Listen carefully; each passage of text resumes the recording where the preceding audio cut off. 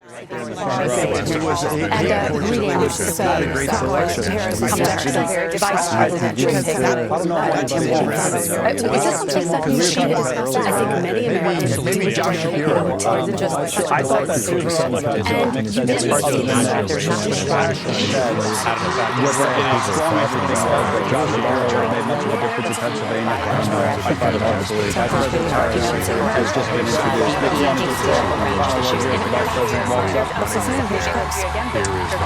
I think we had a great conversation, Zephyr. Whether or not Shapiro would have made a difference in Pennsylvania, but I guess at the end of the day, even if she wins Pennsylvania, the outcome is the same. Exactly. It was the reason it got him to 270, but now he's well over 300. All right, here she is, the Vice President of the United States at her alma mater, Howard University in Washington, D.C., Kamala Harris.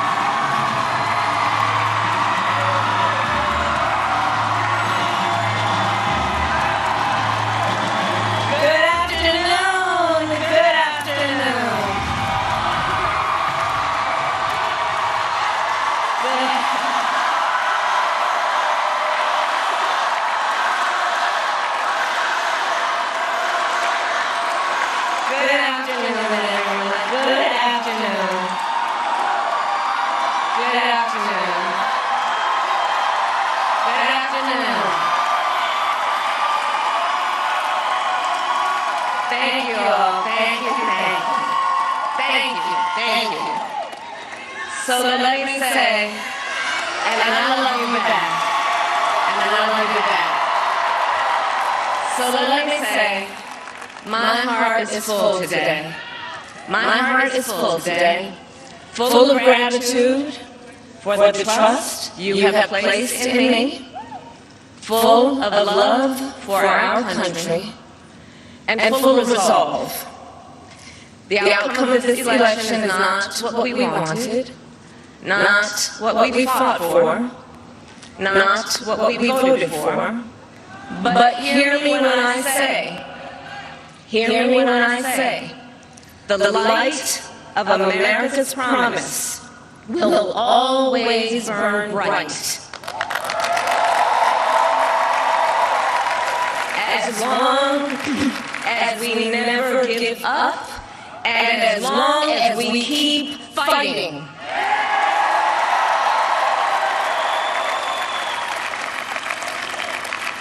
To my beloved Doug and our family, I love you so very much.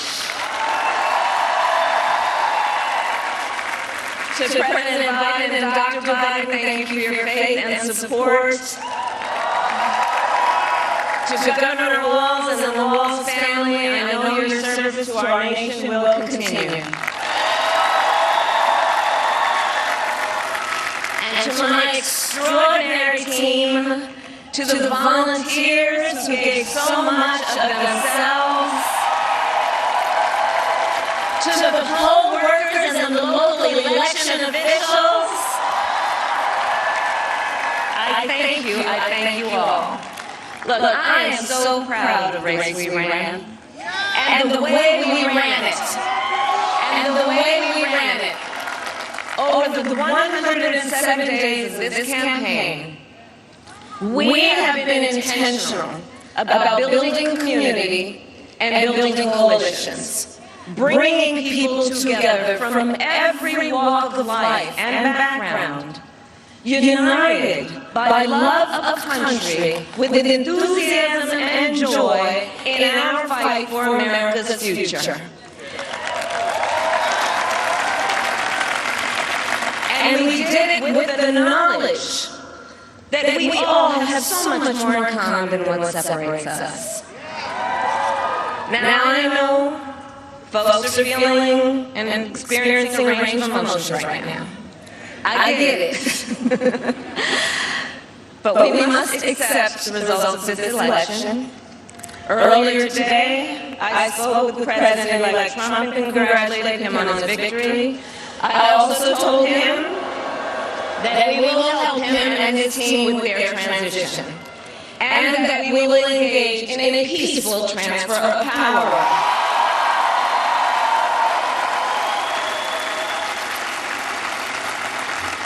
A fundamental principle of American democracy is that when we lose an election, we accept the results. That principle, as much as any other, distinguishes democracy from monarchy or tyranny. And anyone who seeks the public trust must honor it. At the same time, in our nation, we owe loyalty not to a president or a party, but to the Constitution of the United States.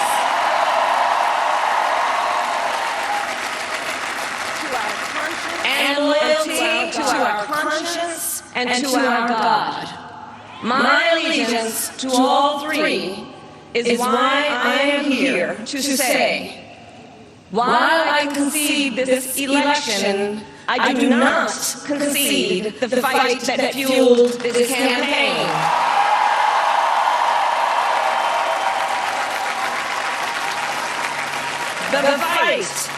The fight for freedom, for opportunity, for fairness, and the dignity of all people. A fight for the ideals at the heart of our nation. The ideals that reflect America at our best. That is a fight I will never give up.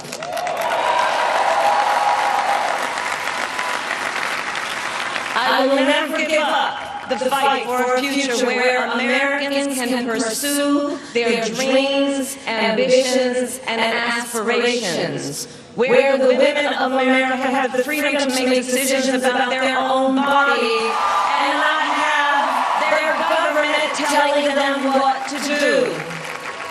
We will never give up the fight to protect our schools and our streets from gun violence. And in America, we will never give up the fight for our democracy, for the rule of law, for equal justice, and for the sacred idea that every one of us, no matter who we are or where we start out, has certain fundamental rights and freedoms that must be respected and upheld.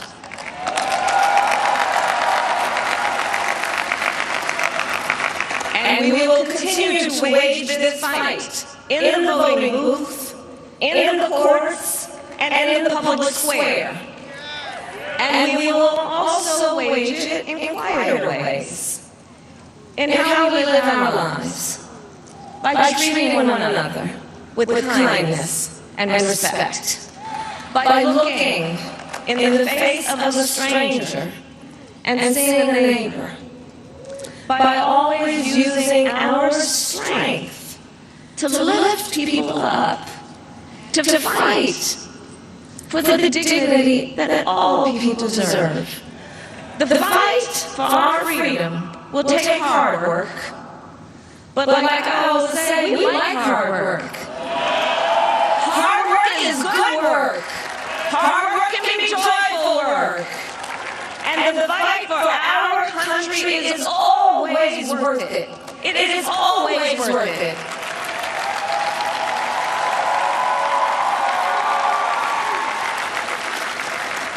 To the young people who are watching, it is...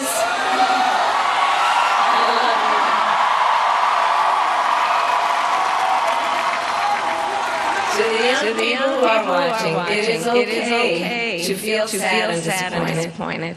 But please know it's going to be okay. On the campaign, I would often say, when we fight, we win. But here's the thing. Sometimes the fight takes a while. That doesn't mean we won't win. That doesn't mean we win.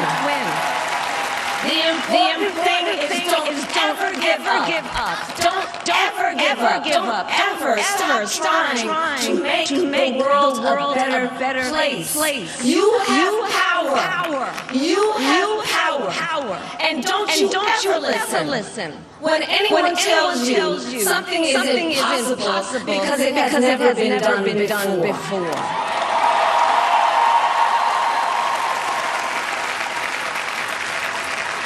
You have the capacity to do extraordinary good in the world.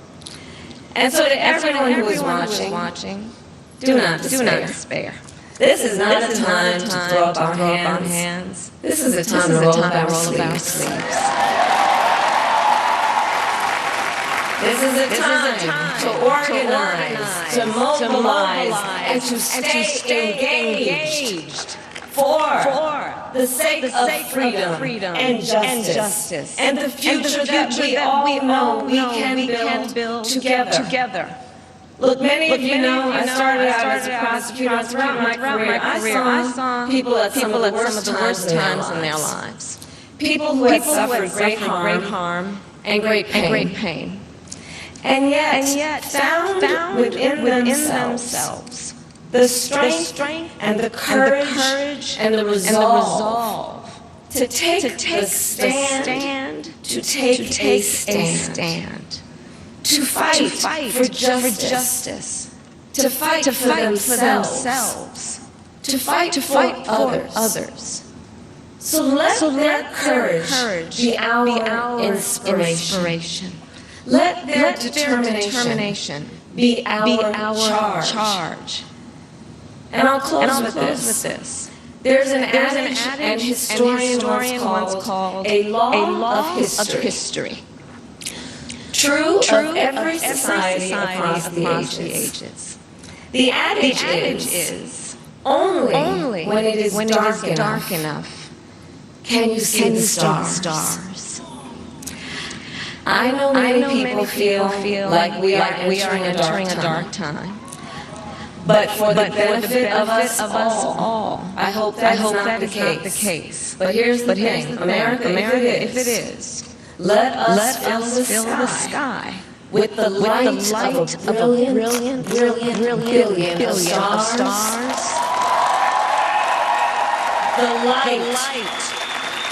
The light of optimism, of faith, of truth, and service.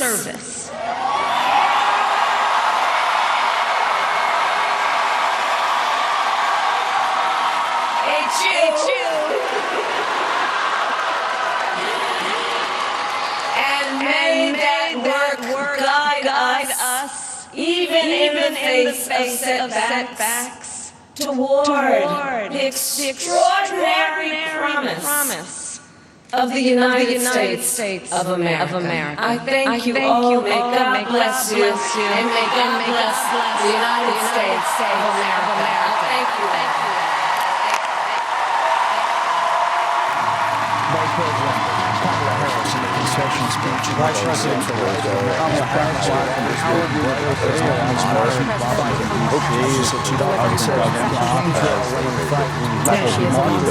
this time said here's the concession speech. Donald Trump will back with Nicholas Kamala Harris thanked teams, minutes later, and she talked about the continuation of his presidential campaign and also the Democratic strategist and President the Vice President of the House of Representatives. I'll go around here and just get impressions of all of you. And we'll start with you and your colleagues just joining us. And this was a speech, think of what we just heard. That in her words, this fight will continue. I'm sorry that I wanted to reiterate the points that she's been making through the campaign, things that she's telling her voters and her supporters to keep fighting for, not give up on some of those ideals, and really highlight this is a democracy, and sometimes you win, sometimes you lose, but we need to continue to go forward, accept these results, and continue to work in our democratic framework for the ideals of legislation and the bodies that we have. So I think it was gracious, it was short, to the point, and it was a peaceful transition. Accept the results of the transition. When we lose, we accept the results at the same time. You keep fighting, you keep a president or a part of the Constitution. You know, was it sad or paraphrasing off of sad? Your impression, Charlie? Yeah, I mean, it fell a little flat. I mean, first of all, I thought that she should have come out last night and addressed her supporters who were gathered there.